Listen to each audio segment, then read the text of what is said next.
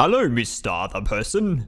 Would you like to have a bite of this very delicious and perfectly healthy burger? In fact, no. Why not? You see, I don't eat animal products. I am what they call vegan. Why do these vegans have to always keep going on about their veganism and, oh, I'm so healthy?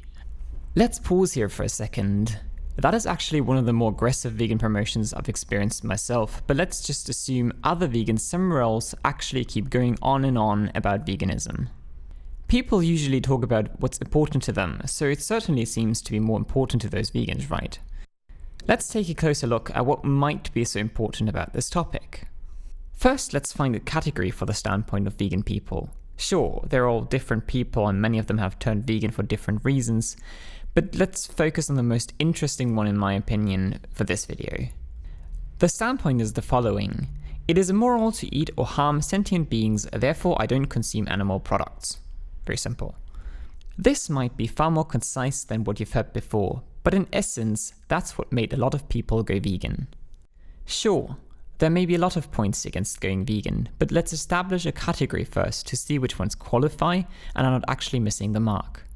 I want to focus on the morality of this discussion, and morality basically boils down to this question. Does a certain action cause more harm to sentient beings right now or in the future than the alternative? That would make it immoral. This definition should do for now. Oh, and just to be on the same page, in terms of animal, we're talking about sentient beings, creatures that experience pain. We're not talking about not hurting little insects or spiders or anything like that. So, for example, eating meat and dairy is very healthy and important for the development of children. It's not a valid point, because even if it were true, it wouldn't change the moral aspect to any extent. Let's assume that killing other children would be important for the development of the personality of a child. We would certainly say, well, that's utterly horrible. We'll have to find another way because killing other children is absolutely horrific and immoral. Or maybe it'd be healthy to hunt and kill Inuit because their flesh contains some magical substance that would make us live 20 years longer. Again, we would consider that to be horribly immoral, no matter how organic, free-range, locally farmed those Inuit are. Because we're taking the life of one person to improve the life of another, so why would it magically be acceptable when we're talking about other sentient beings? How about this one? Other animals hunt, kill, and eat animals. They don't care about this morality thing, so why would it be wrong for me to eat them?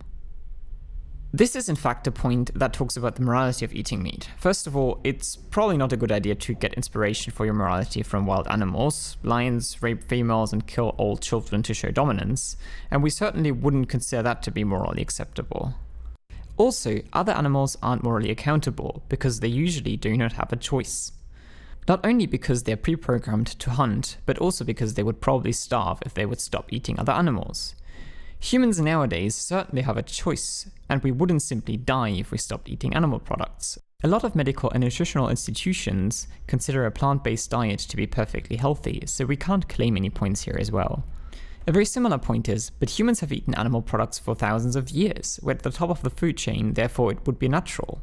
First of all, this is not a question of morality, and secondly, by this definition of unnatural, it would also be unnatural to use electricity, live in heated or air-conditioned houses, drive a car, or in fact kill animals with anything but a spear.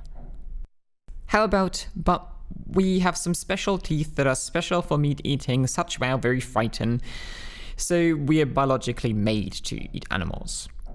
If you were born with sharp claws that would clearly be made to kill and eat other people's babies, we would still consider that horrific and put you in jail if you would use them for that purpose. And again, this is not an argument about morality. Oh, and by the way, hippos eat plants, right? When I buy food, the animals are dead already, so it doesn't matter whether I buy them or not. This is also not an argument on the morality either, because you also wouldn't consider eating your recently deceased grandmother, but anyways. If you'd stop buying animal products, the reduced demand would be reflected in the production as well. But maybe we're superior in some other way, more important to this planet, and that's what allows us to eat meat. Well, what would this property be that we have and animals lack? you would say, we're more intelligent than the other animals. And there are people that are less intelligent than some of the animals we eat, maybe because of a disability of some sort. Yes? Would you consider eating them? Most certainly not. This property is not suitable for differentiating who shall be eaten and who shall not.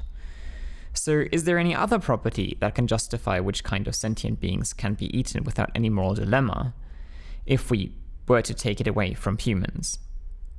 I think I have a solution. Let's simply use their ability to feel pain. If it feels pain, it's immoral to cause harm to it, either in order to kill it or to use other bodily fluids or whatever else of it for your eating pleasure. Isn't this as simple as the following question?